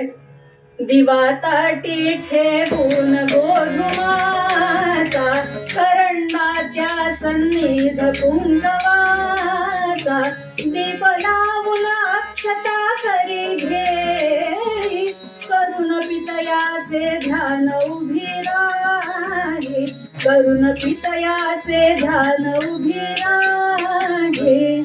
देवाजवळ दिवा लावला. थोडासा गोधुमाचा शेणाचा दिवा तयार केला, तो दिवा लावला देवापुढे आणि तो दिवा दिसू नये म्हणून पदराड लपवला आणि गपचूप माडीवरती निघून गेली. माडीवर निघून जाऊन काय केलं, जुनागडाकडे बदन केले करी औक्षवण, हृदयाले भरून कन्यकेचे ते धवा. ताट घेऊन उभी राहिली माडीवरती आणि जुनागडाकडे तोंड केलं, ताट वरती धरलं, अक्षत हाती घेतली आणि भगवंताला म्हणते, देवा मी माझ्या वडिलांना ओवाळतीये, या अक्षता तेवढ्या त्यांच्यापर्यंत पोहोचव. हे नागर कुलभूषणा, हे नागर कुलभूषणा, मम जनका महासजना रे, मम जनका महासजना. तुझो वाई ते आता, तुझो वाई ते आता, तुझ कन्यान माझे विना रे, तुझ कन्यान माझे विना. माझ्या वडिलांना जर अजून एक मुलगी असती तर एक समाधान झालं असतं की मी नाही तर निदान तिने तरी माझ्या वडिलांना ओवाळलं. कारण पाडव्याचा हा एकच दिवस असा आहे की जेव्हा मुलगी आपल्या वडिलांच्या दीर्घायुष्यासाठी प्रार्थना करते आणि अक्षत टाकून जणू त्यांना दीर्घायुषी भव हा आशीर्वाद दे. म्हणून त्या अक्षता प्रत्येक वडिलांनी घ्यावा, हा मान वडिलांचा देखील आहे आणि मुलीचा देखील. काय सुंदर संस्कृती आहे आपली. म्हणजे आपल्या संस्कृतीतल्या एक एक गोष्टींचा जर विचार केला ना तर काय त्याची भव्यता आणि दिव्यता आपल्या लक्षात येते. असो, ताट घेऊन उभी राहिली, जुनागडाकडे तोंड केलं, ओवाळलं ताट, हातात अक्षत घेतल्या आणि वडिलांना सांगते की मी एकटीच तुम्हाला मुलगी आहे, तर या अक्षता तुम्ही तेवढ्या स्वीकार करा. त्या अक्षता ती टाकणार तेवढ्यात अक्षता त्या घ्यायास प्रभू आला, बघून कन्येते तो शमनी झाला. म्हणत जगती या धन्य धन्य साची, शोभतेसी कन्यका मेह त्याची, शोभतेसी कन्यका मेह त्याची. भगवंत साक्षात प्रकट झाले आणि त्या अक्षता हळूच वाकून आपल्या डोक्यावरती घेतली. भगवंत म्हणतात, खरंच माझ्या मेहत्याची तू कन्या आहेस. तो जितका श्रद्धेने मला आवाज देतो तितक्याच श्रद्धेने, म्हणजे त्याची हुबेहूब प्रतिकृती म्हणजे तू आहेस. काय ती श्रद्धा तिची. त्या अक्षता तिने टाकाव्या आणि त्या क्षणाला भगवंत तिथे प्रकट झाले. अतिशय आनंद झाला तिला. देवा या अक्षता माझ्या वडिलांपर्यंत पोहोचव, एवढंच मी करू शकते. मी ना तक्रार करतीये, ना काही माझं दुःख आहे किंवा मला वाईट वाटतंय, अशातलाही भाग नाही. फक्त मी माझ्या वडिलांच्या मस्तकावर त्या अक्षता टाकू शकत नाही, ह्याच गोष्टीचं वाईट वाटतं. बाकी मला काही कशाचा त्रास होत नाही. कोणी टोमणे मारो, कोणी काही म्हणो, मला काही फरक पडत नाही. फक्त आज मला जे माझं कर्तव्य आहे ते पूर्ण करायला मिळत नाही, त्या गोष्टीचं वाईट वाटतंय. भगवंत म्हणतात, बाळा काही काळजी करू नको, मी आहे. आणि भगवंताने तिला हृदयाशी धरलं, मस्तकावरती हात ठेवला, म्हणे बाळ तुला काय ओवाळणी टाकू. ती म्हणते, या अक्षता माझ्या वडिलांपर्यंत पोहोचवा, हीच माझी ओवाळणी. भगवंताने पटकन गळ्यातला नव हिऱ्यांचा जो कंठा होता तो कंठा काढला आणि तिच्या तपकात टाकला. बाळ याच्यापेक्षा जास्त मी काही देऊ शकत नाही. तिथे तो संवाद पूर्ण झाला.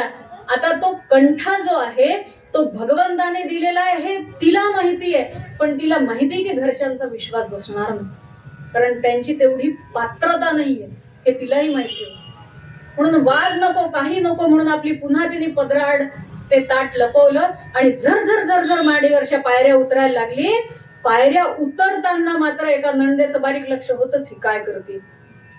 आली वहिनी, काहीतरी करायला गेली होती. गेली असेल म्हणे गच्चीवरून आकाशात ओवाळायला.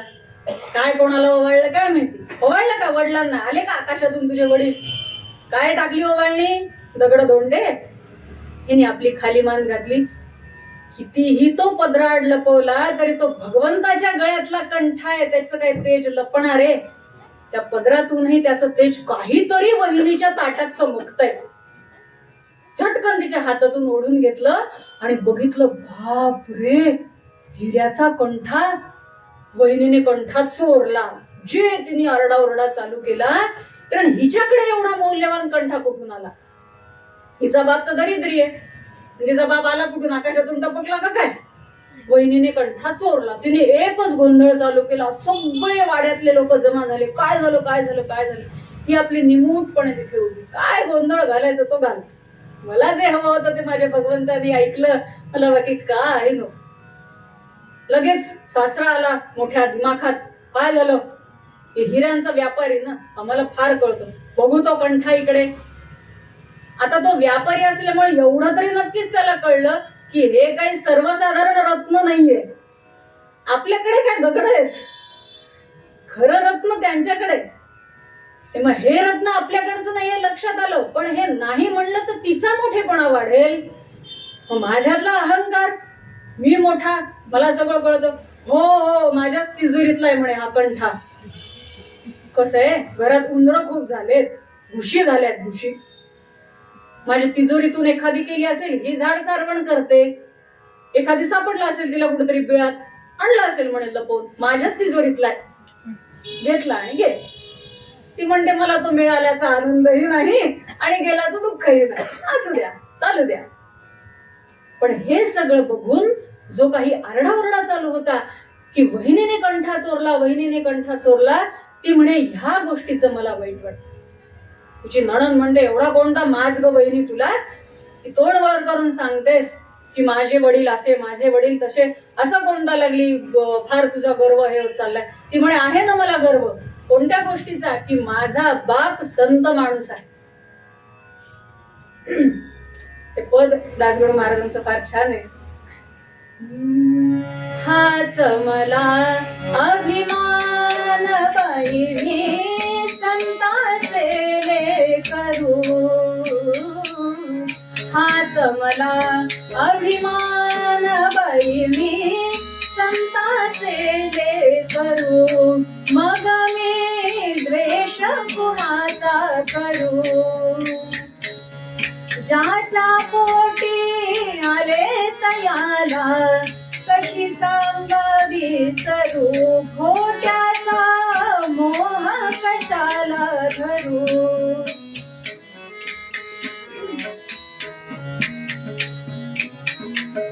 मदिय पिता तो भूषणावधा, बागेत जैसा सुरू, खगिवा राजहंस पाखरू.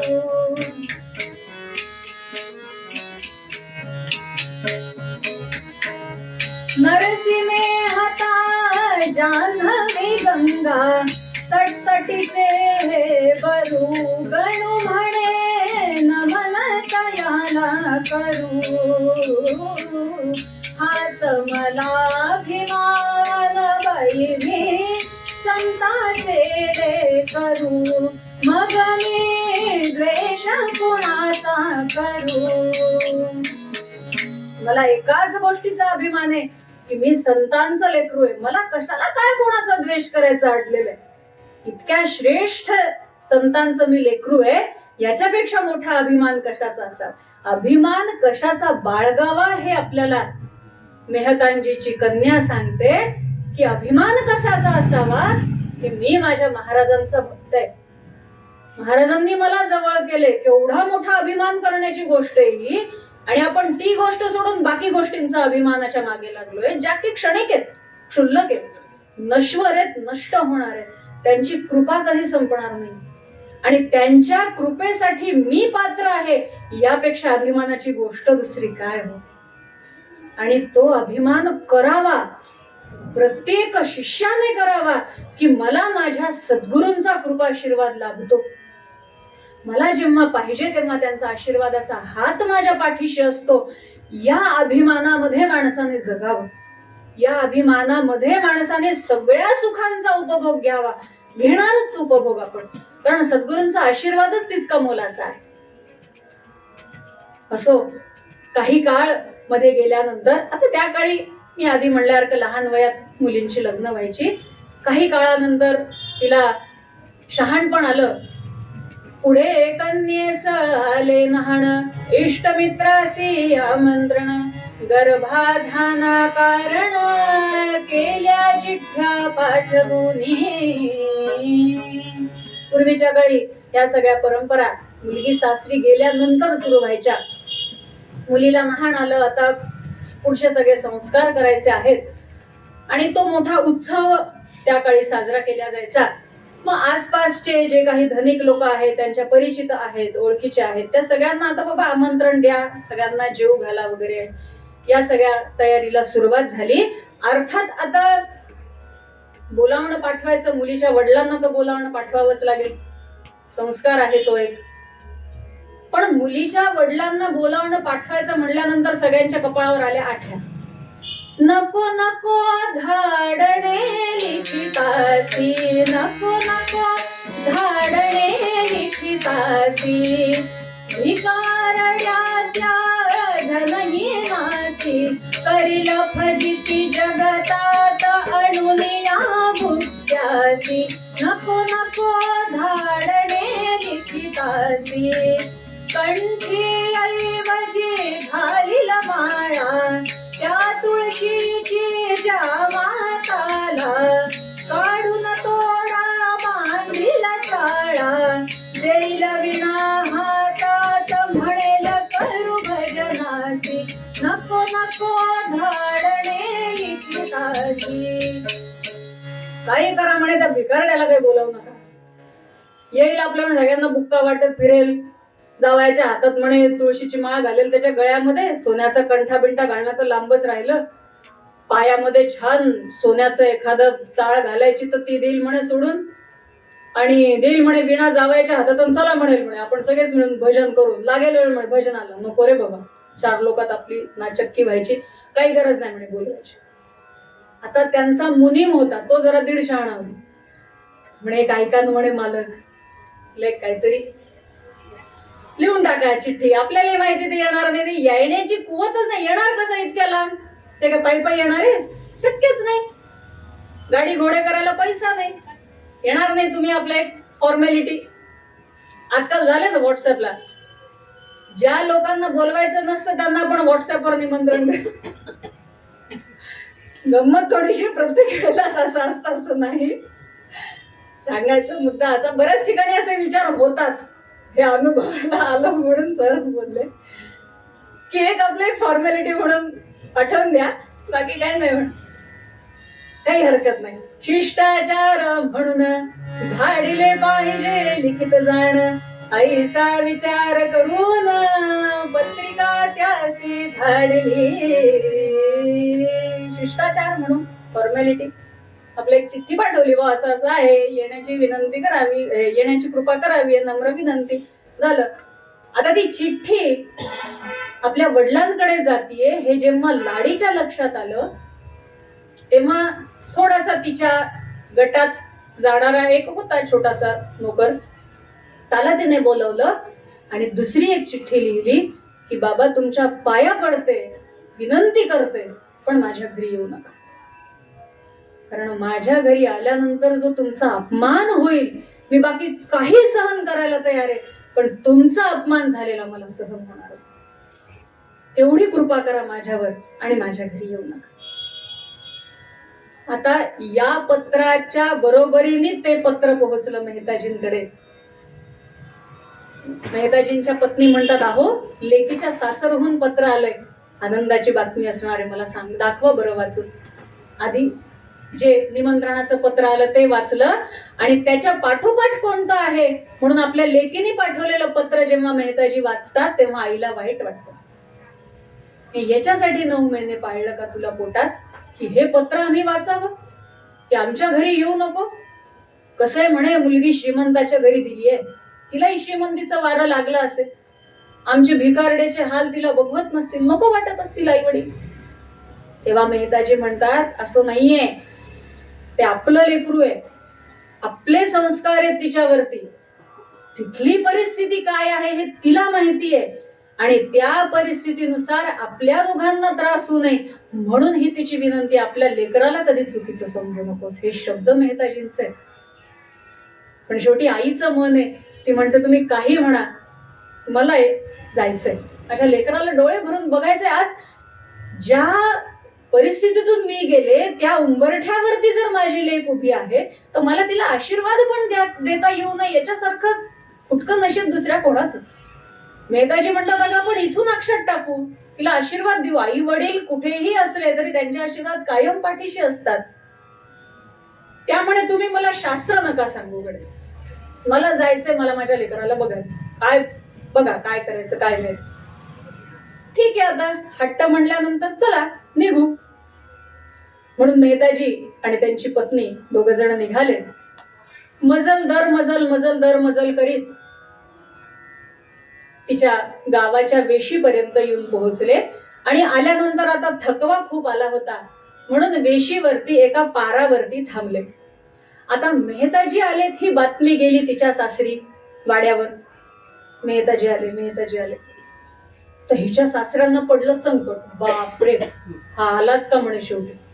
म्हणजे सहज म्हणून पाठवलेलं पत्र तो इतका गांभीर्याने घेईल असं वाटलं नव्हतं. पण म्हणे काही झाले तरी त्याला वाड्यात आणायचं नाही, तो चार चौघात आपली फजिती करेल म्हणून.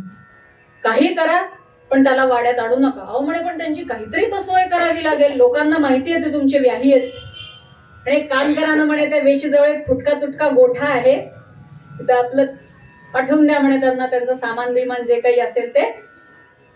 असं म्हणून मेहताजींना त्या पडक्या तुटक्या गोठ्यामध्येच थांबायची त्यांनी सोय केली. तिथेही तक्रार नाही मेहताजींनी, तिथेही आनंदात राहिले. तिथे आपलं त्यांचं भजन कीर्तन चालू झालं.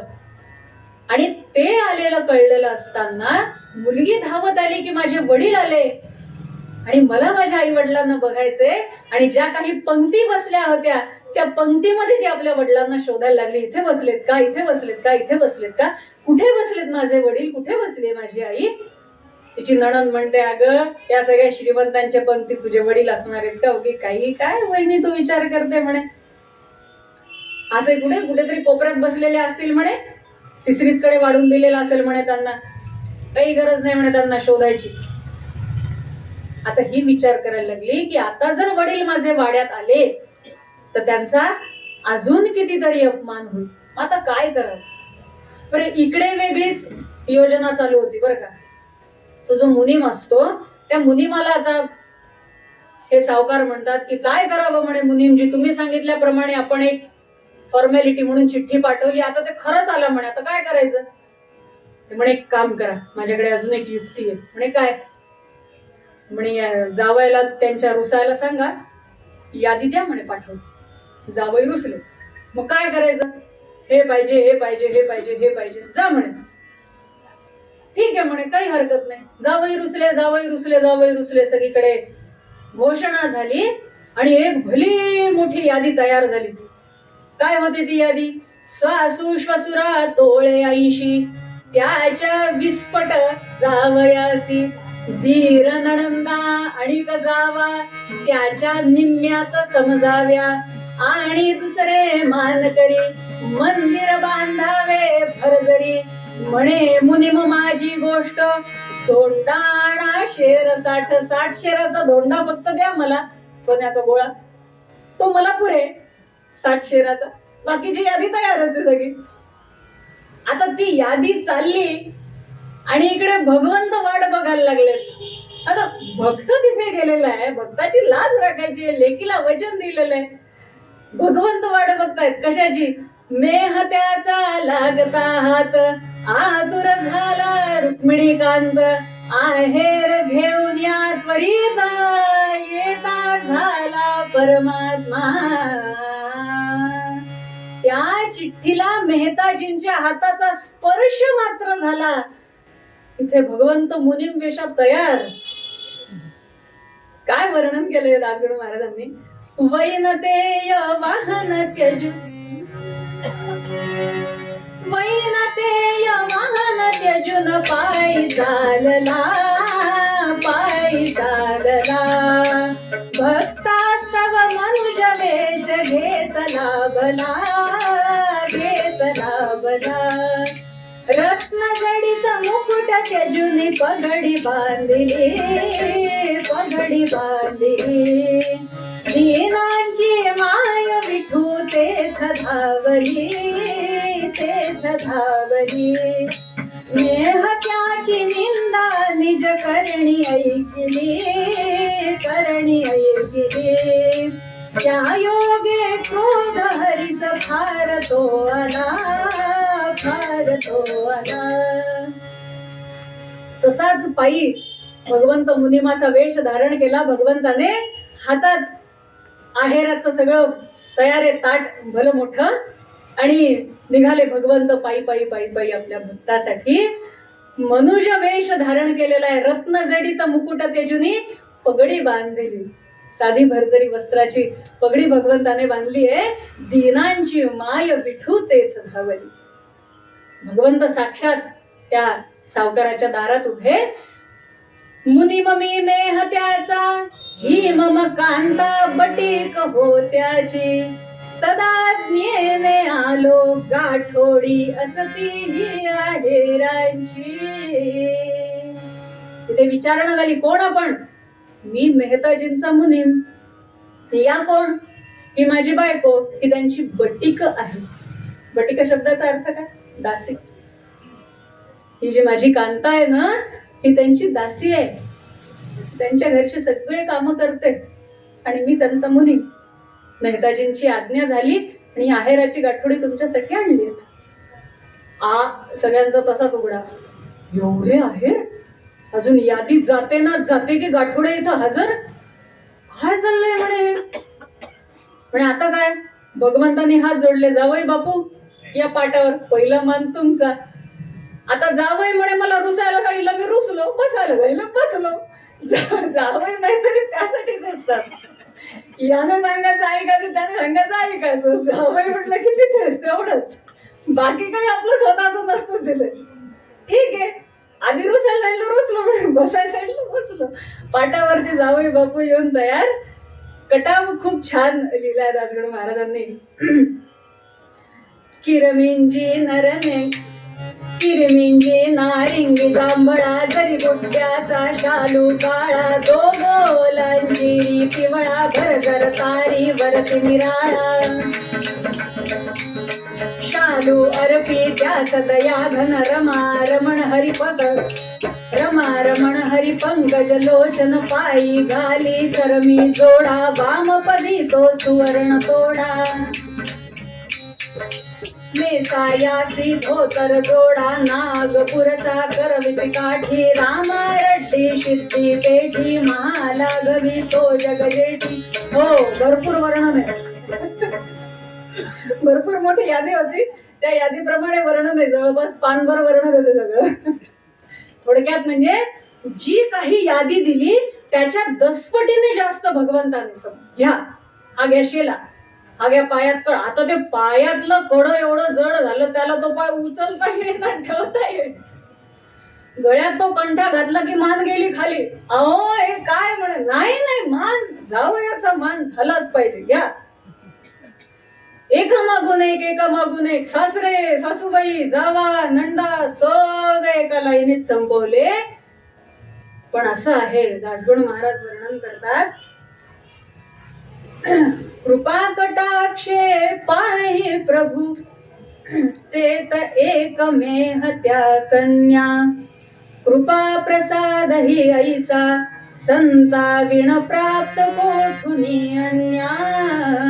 सगळा आहेर जरी सगळ्यांना झाला तरी भगवंताचा कृपा कटाक्ष फक्त मेहतेच्या कन्येवरती पडला. तिची अमृत नजर आपल्या महाराजांची आहे की ती अमृत नजर फक्त मेहताच्या कन्येवरती होती. आणि जो आशीर्वाद भगवंताला तिला द्यायचा होता तो तिला मिळाला आणि ती त्यातच धन्य झाली. तिला काय करायचं होतं सगळं भरजरी आणि दागदागिने यात काही रस नाही हे माहिती होतं तिला. म्हणून कृपा प्रसाद ही ऐसा संताविण प्राप्त कोठून अन्य आहोत. त्यांच्या कृपाशिवाय आपल्याला कुठून मिळणार आहे हा प्रसाद. कृपा प्रसाद आहे हा. आणि हा कृपा कटाक्ष जेव्हा तिच्यावरती भगवंताने टाकला तेव्हा सगळा आशीर्वाद तिला प्राप्त झाला. पण विषय इथे संपला नाही ना. मुनीम जे राहिले होते त्यांचा मानपान राहिला होता.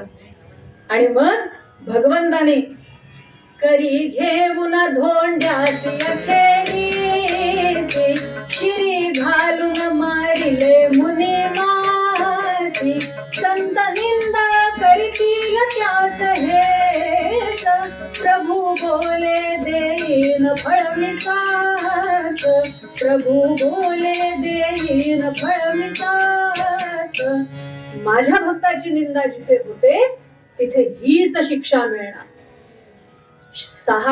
60 शेराचा धोंडा पाहिजे होता ना मुनीमजी घ्या असं म्हणून जे त्या मुनिमाच्या डोक्यात तो धोंडा टाकला मुनीम तिथेच गत प्राण होऊन गेले माझ्या भक्ताची जिथे निंदा होते तिथे मी कधीही कृपा करत नाही हेच होणार आणि ते सगळं बघितलं सगळे असे घाबरून गेले ना पळता भुई थोडी झाली सगळ्यांची काही कोणाला सुचे ना काय करायचं काय हातपाय गार पडले हे काय झालं म्हणजे तुम्ही कोण आहेत म्हणजे मी कोण आहे सांगितलं ना म्हणे आधीच मी मेहताजींचा दास आहे मी त्यांचा मुनीम आहे आणि तेव्हा त्यांना मेहताजींच्या कन्येचे शब्द आठवले की भगवंत माझ्या वडिलांचा दास आहे तेव्हा सगळ्यांना अधिकार कळला देवा चूक झाली आमची आम्ही त्यांचा अधिकार समजू शकलो नाही पण आता या संकटातून तुम्ही आम्हाला वाचवा मंगल कार्य आहे घरामध्ये एवढी आनंदाची गोष्ट आहे सगळं काही छान चाललंय आणि हे अमंगळ आता इथे नको घडायला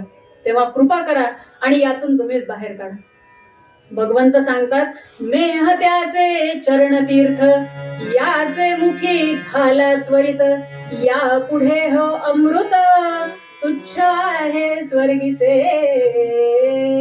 याला जिवंत करायचंय तुम्हाला जा माझा मेहता तिथे बसला त्याच्या पायाचं चरण तीर्थ घ्या आणि याच्या मुखात घाला त्याच्या पुढे स्वर्गात अमृत सुद्धा फिक आहे त्याच्या पुढे धावत गेले सासरे बुवा स्वतः पालखीत बसवलंय मेहताजींना पाया पडले चला घरी चला आता यांना इकडे काहीच पत्ता नाही ना हो हे आपले चालू भजनामध्ये दंग सुनारजी रण छोड नाही नाही नाही नाही चला चला चला चला पालखीत बसा पालखीत बसा म्हणे येतो पायी पायी नाही नाही नाही पालखीत तिथे गेले साग्र संगीत मेहताजींची पूजा झाली आद्य पूजा झाली त्यांचे चरण तीर्थ त्यांचं घेतलं आणि मुनिमाच्या मुखात घातलं ताडगणे मुनीम जागा उठ जस का झोपेतून उठलाय मग सगळ्यांना अधिकार कळला की आपण ज्यांना नाव ठेवत होतो त्यांचा अधिकार काय आहे साक्षात भगवंत ज्यांचा दास आहे त्याची महती आपण काय वर्णन कराल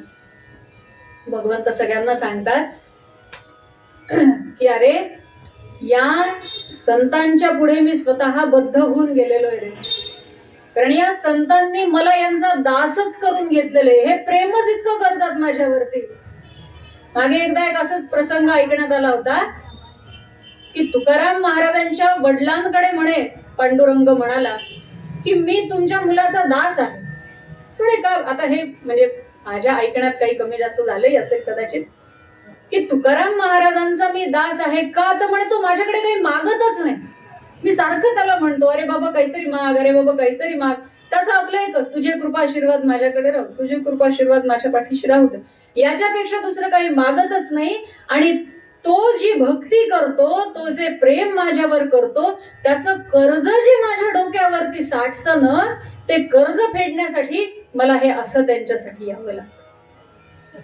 म्हणून प्रत्येक संतांच्या मदतीला जो भगवंत धावून आलेला आहे ना ते इतकं सहज सोपं नाहीये सर्वार्थाने आपले संत त्यांना शरण गेलेले आहेत कितीतरी उदाहरण आहेत आपल्याकडे जनाबाईंचं दळण दळलंय नाथां घरी 12 वर्ष पाणी भरलं नाथांनाही माहिती नव्हतं की भगवंत माझ्या घरी पाणी भरतात इतकी म्हणजे भगवंत सेवा करतो हाच शब्द त्यासाठी आहे पण त्यासाठी आधी आपलं समर्पण तसं लागतं म्हणजे आता काय होतं माहिती का आमच्यासारख्या पिढीमधल्या मुलांची मुलींची जी गल्लत होते किंवा देवाने आमची सेवा करावी म्हणूनच भक्ती करायची का असं नसतं आपण फक्त भक्ती करावी केलेल्या भक्तीची परतफेड म्हणून तो येतो आपण थोडीच बोलवतो त्याला जनाबाईंनी बोलवलं होतं का त्याला दळण दळायला करतच होती ना ती पण आला तो तिच्या मदतीला संत सखूसाठी लुगडं नेसून घरातले काम केले हो भगवंताने अशी कितीतरी उदाहरणं द्या दामाजींसाठी महार झाला देव इतके सगळे काम का केले? कारण संतांच्या मनात कुठल्याही गोष्टीचा अभिमान नाहीये की मी असे मी आपण एक माळ केली तर आपण सगळ्या गावाला सांगतो की आज माझी एक माळ जास्त झाली, आज तुम्हाला सांगते काय सांगू, मी 2 तास झाले बसलेली आहे जप करून. पण मग बसले तर त्याच्यात झालं काय? मग हे सांगावं कशाला लागतं की मी इतका वेळ बसले, मी तितका वेळ बसले, मी असं केलं, मी तसं? गरज नाही.